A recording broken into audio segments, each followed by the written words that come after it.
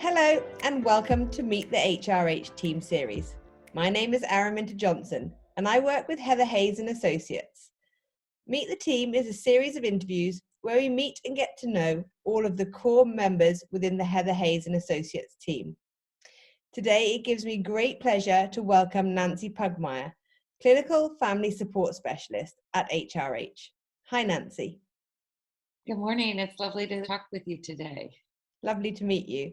Can you tell me a little bit about your role at HRH? As a family support specialist, I work with the family members so that when their loved one is in treatment, I'm there to help support them, to help them figure out how to work on themselves. So in order to establish boundaries, to be able to deal with some of the trauma that they had to endure being a family member of someone that might struggle with mental health or addiction issues. It's so important. I think it's such an amazing component of the work that HRH does, in that they bring really the family into the recovery, because it's the best way to ensure sort of effective long-term recovery really for anyone, is to help that. I use the example of when a family, let's say if they were in a car accident, you don't take just the driver to the hospital. Like, it's part of a family process that the family has to heal.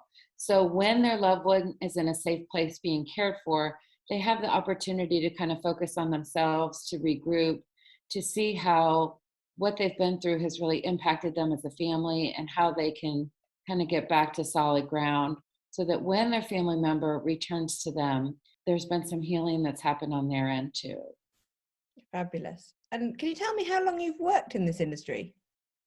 I've worked in the industry about 8 years. I came to this industry kind of as my second career. I was in sales and marketing for a while.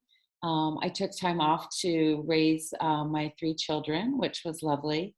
And then this has always been my passion. So I went back to get my master's in clinical mental health counseling. I've worked with folks that struggle with eating disorders. And then most recently as a clinical director of an outpatient treatment facility that struggled with substance use disorders. So I've always enjoyed working with the families, because many times the family thinks if we can just fix this person that struggles with addiction, or just fix this person that struggles with some mental health issues, everything will be the same. But what we find is that when that family member does the work on themselves and they have a sense of peace and normalcy in their life, the family system is still impacted. So the family system needs to be able to shift to be able to allow that person, especially if they're living a life of sobriety and working some type of a recovery program, the family needs to be in recovery as well. 100%. I couldn't agree with you more. And what are the values that drive you? I think the biggest one is hope, that there's hope for change. I mean, when I meet folks that are in the midst of their addiction, they've usually come pretty much to the end of their ability to think that life could be better. And so it's just been so encouraging to see individuals and the family system get better, to see couples reconnect, to see parents reunited in great connection with their children, their loved ones, and to know that there's hope out there, that things can be very different. Yeah, It takes a lot of work. It's not easy, but it's definitely possible. Yeah, it is lovely to see. I completely agree. And who, if anyone, or who or what inspired you to pursue the career you have today? That's an interesting question. I do remember being in high school and loving my first psychology class. And I think that I love that there's science behind it, especially in the field that I've chosen to be in, where there's more of a medical component in terms of how the body reacts. Many times the clients I meet think that their story is very unique and they're the only one that suffers in this way. But being able to show them some science behind the way the brain works and how what they're struggling with, while the details of their story might be very unique, kind of the underlying themes are very similar. And there is great reason to hope that there's some things that we can do to change that. Maybe it's changing some of their thought patterns, recognizing what some of their core beliefs are. My greatest hope in working with someone is to help them figure out how they make sense. Not so much that we get the answer to the question of why this has happened, But if anybody else had experienced what they've experienced, they might be acting in the same way.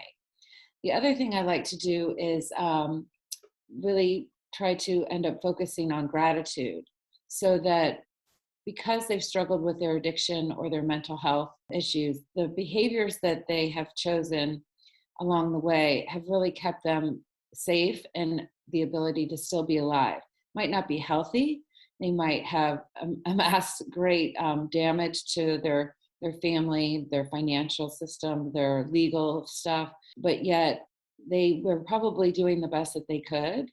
And I look at it, as long as they're still breathing, then maybe those choices kept them alive to get us to where we are today. And now we can make some healthier choices, but to really take the shame away from, they were just really doing the best that they could. And that's what it looked like for them. Absolutely. Absolutely. And actually that kind of moved on to my next question, which was going to be, what was the best advice you can give to someone who is either struggling with mental health or addiction issues? I think to have the courage to ask for help. Many times people, that they're wrapped in a blanket of shame where they just feel like, I'm not good enough, I'm not worthy of getting help. And you just need to reach out and ask. There are people that know how to help you. There are people that can show you kind of a roadmap to get you out of this. And like I said before, it doesn't mean that it's going to be an easy path, but it's definitely worthwhile. And I've seen such great happiness come from the work that people do that make it worthwhile to put one foot in front of the other and keep going. So I think my biggest piece of encouragement would be to ask for help. Let someone know that you're struggling. It's okay. We all struggle. Just nobody always knows about it. Absolutely. Yeah, that's great advice, I think. And what do you enjoy doing, Nancy, when you're not working? I love to play tennis. I've started to look into the sport of pickleball, which has been really quite amazing. I love to go to the beach and to be able to travel. I have to ask, what's pickleball? Pickleball it's like ping pong and tennis. So it's a smaller court, but it's more of like a ping pong racket with like a wiffle ball. So it's fast. You don't have to run as much. So it's good as you get older. And it's really a lot of fun. Apparently, it's the fastest growing sport in America. And so I'm looking into that as kind of my next season of life as my ankles get weaker, not wanting to run as much. Amazing. Okay, and what's your secret talent that nobody knows about?